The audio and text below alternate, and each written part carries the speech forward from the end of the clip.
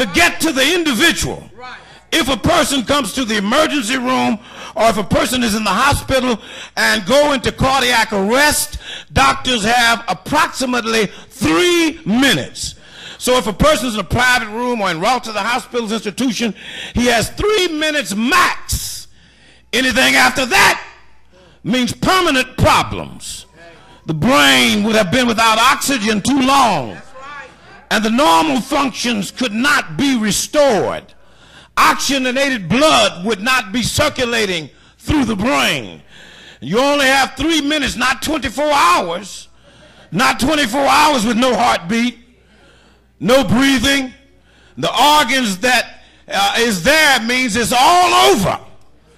And 4 days, Mary said it best. The Lord, to the Lord, she said, he's stinking. There's no embalming started. And so he started to decompose. It was impossible to bring him back. But Jesus had done the impossible. The Lord had done the impossible, and they started talking about it.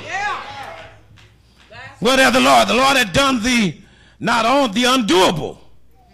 Because once the kidneys had shut down and there's no dialysis, and the pancreas and liver are shut down, once the brain is shut down, there's nothing that anybody can do, especially after 4 days.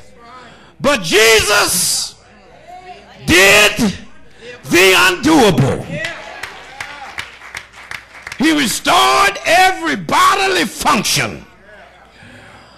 And here is Lazarus now sitting here in John 12, and he's sitting at the dinner table eating some barbecue chicken and black-eyed peas.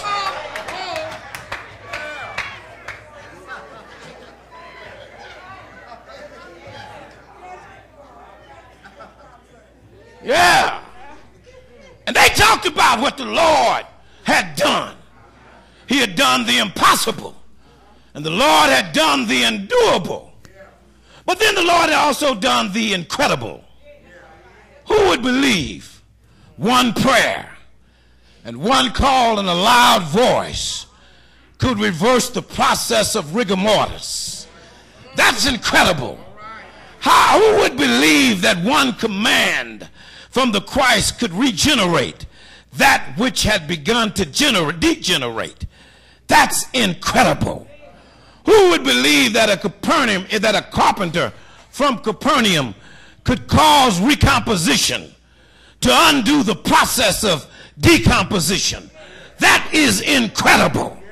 The Lord had done the incredible. And I need to come away from Bethany just for a moment and come here to Kansas City and take this out of history and bring it up till today. And come down your street just for a moment. When you read the Bible stories and you say that was then, but this is now. Well, when you've seen what the Lord have done, you need to talk about it. You need to testify about it. How the Lord has done the impossible. Let me help you. Let me help you for a minute. Judge A. Leon Higginbottom, his book entitled The Matters of Colors. Higginbottom demonstrates how the legal system in this country is constructed on the basis of custom and not reason. Higginbottom goes colony by colony through his book on all 13 original colonies to show how laws pertaining to Africans got on the books of those colonies, the laws that affected in those customs. And in 1619, when the first Africans landed at Jamestown in Virginia as indentured servants, there were no laws on the books. The colonies of Virginia books had no laws about Africans because there were no Africans there or any of the other colonies. But by the 1630s, the laws started to show up because issues started to crop up. If an African married a British citizen in the British colony, what race were the children going to be called? And so on and so on. For the custom was not allowed in the first place for a white man to marry a white woman to marry a black man. To marry sometimes, that would be against the law. What rights would children of mixed couples have? What rights would Africans have? And the answer is whatever the custom that colony was. So look, from 1630 until 1787, you had the racist customs sewn into the fabric, into the legal system in this country, such that was in 1787, the Constitution of the country was put together by slave-holding Christians. Y'all ain't gonna get this in school, so I'll tell you now.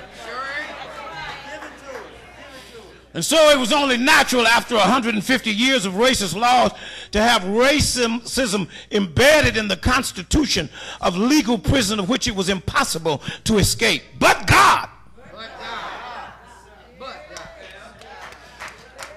Somebody say, but God. The Lord did the impossible. The Lord took lawyers like Thurgood Marshall and those who worked in the legal system of the NAACP Defense Fund and struck down state by state laws of injustice written into the judicial system. And let me tell you something. 150 years ago, it was impossible for a black man or a black woman to get into a medical school. And yet in these United States, but God made it possible for Africans to be a part of the medical system in the United States of America. Somebody say, but God. Doctors like the world leading neurosurgeon, Dr. Ben Carson, a black man. And the Lord produced the world's leading first female physician astronaut, and Dr. Mae Jameson, a black woman. The Lord did the impossible. Just don't get stuck over in Bethany at the graveside. Look right around you. Here and now. God done did the impossible. Some of you have been told that you're never going to be what you need to be. But God has done the impossible. And some of us have seen God do the impossible. Some of us have seen God do the undoable. Have I got a witness?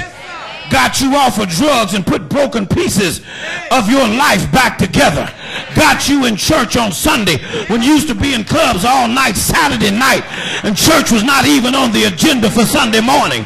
You ought to talk about it and tell what the Lord has done for you, the undoable. You ought to talk about how the Lord has brought you from this place to that place. That is incredible.